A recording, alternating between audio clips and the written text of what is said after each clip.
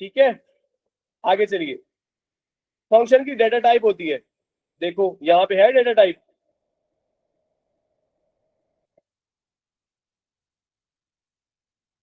है ना data type. Procedure में है data type, no data type. ये डिफरेंस है। आगे चलो और डिफरेंस बताता हूं। मैंने क्या कहा कि वो रिटर्न करता है वैल्यू को, ऑलवेज रिटर्न अ वैल्यू। और प्रोसीजर क्या है, वैल्यू को रिटर्न नहीं करता, जस्ट डिस्प्ले करवाता है। डिस्प्ले करवाता है, ये देखो, ये मैंने यहाँ पे क्या कहा कि जो भी फंक्शन है उसको रिटर्न कराता है जाके, मेन फंक्शन को। ठीक है, और यहाँ पे मैंने क्या डिफाइन किया, यहाँ पे मैंने क्या कहा कि ये डिस्प्ले करवाता है सिर्फ। ये देखो, ये डिस्प्ले करवा रहा है। आउटपुट का मतलब क्या है, display, whatever you are having the result उसको डिस्प्ले करवा देगा। ठीक है, अच्छा। तो अच्छा, इसके बाद में हमने कहा can hold a value, can not hold a value.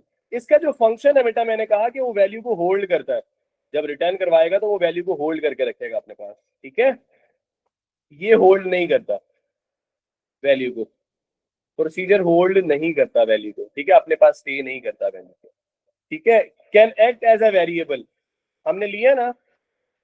अच्छा, कॉल का कीवर्ड हमने लिया, कॉल का कीवर्ड इस पर्पस के लिए लिया कि अगर हमने जो प्रोसीजर बनाया उसको सिर्फ कॉल कर लो। जैसे अभी हमारे पास रेनी सिचुएशन थी, हमने रेनी सिचुएशन थी, उसके अंदर अगर हम लोग प्रोसीजर को बुलाते हैं, प्रोसीजर क्या है, प्रोसीजर आपने बनाया हुआ था रेस्क्यू, रेस्क्यू बुलाती है और आके अपना काम करती है और वो जस्ट डिस्प्ले करवा देगी, तो वो क्या होगा, प्रोसीजर कहलाएगा। ठीक है, आप दो दफा रेस्क्यू को बुलाओगे, दो दफा वो आपको काम अपना कंप्लीट करके डिस्प्ले करवा देगी। आप तीन दफा बुलाओगे रेस्क्यू को, तो वो तीन दफा अपना काम करके जो भी आंसर होगा बेटे उसको डिस्प्ले करवा देगी। समझ रहे हो बात को? ओके। और यहाँ पे फंक्शन आपको रिजल्ट डिस्प्ले भी करवाता रहेगा, ठीक है, और मेन फंक्शन को वैल्यूज को रिटर्न भी करता रहेगा। ठीक है, मेन फंक्शन के अंदर वैल्यूज को रिटर्न भी कराता रहेगा। बेसिकली ये आपका मेन फंक्शन नहीं है। मेन फंक्शन आप जब भी कोड कर रहे होते हैं ना बेसिकली, तो उसके अंदर अगर सी में कर रहे हैं तो वहां पे लिखा होता है वॉइड मेन, वो मेन फंक्शन होता है। अच्छा बेटा, वेरिएबल से काम करने से मुराद ये है कि आपके पास एक एज अ वेरिएबल फंक्शन में, लेट्स सपोज हम लोग ले लेते हैं, ठीक है, जिस तरह आपने लिया रिटर्न रिजल्ट। ठीक है, रिजल्ट लिया, तो रिजल्ट ने क्या किया, वेरिएबल क्या करता है, variable is the entity that is used to store the value. सही है, उसने वैल्यू को स्टोर कर लिया। ठीक है, तो एज अ वेरिएबल इसने वैल्यू को स्टोर किया। प्रोसीजर में जस्ट उसने आपको डिस्प्ले किया, जस्ट डिस्प्ले, आउटपुट का मतलब है डिस्प्ले, रिजल्ट को डिस्प्ले कर दिया। ईमान क्लियर है मेरा बेटा?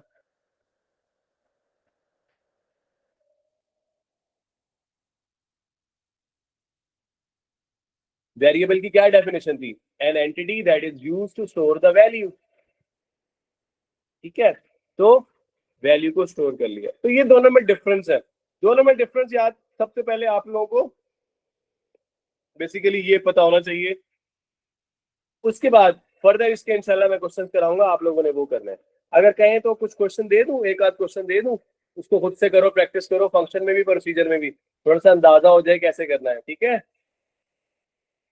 अच्छा चलो क्वेश्चन लिखो, जल्दी करो, क्वेश्चन लिखो। Create a function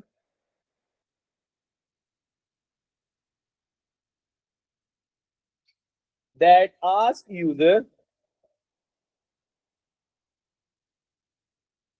to enter password,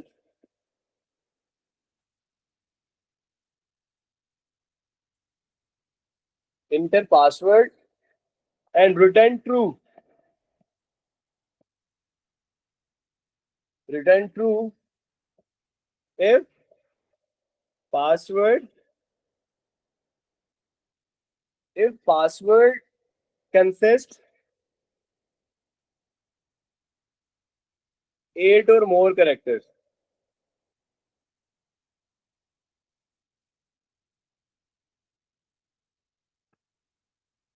ये आप लोगों ने फंक्शन से भी करना है और यही आप लोगों ने प्रोसीजर से भी करना है, और कल मुझे चेक कराना।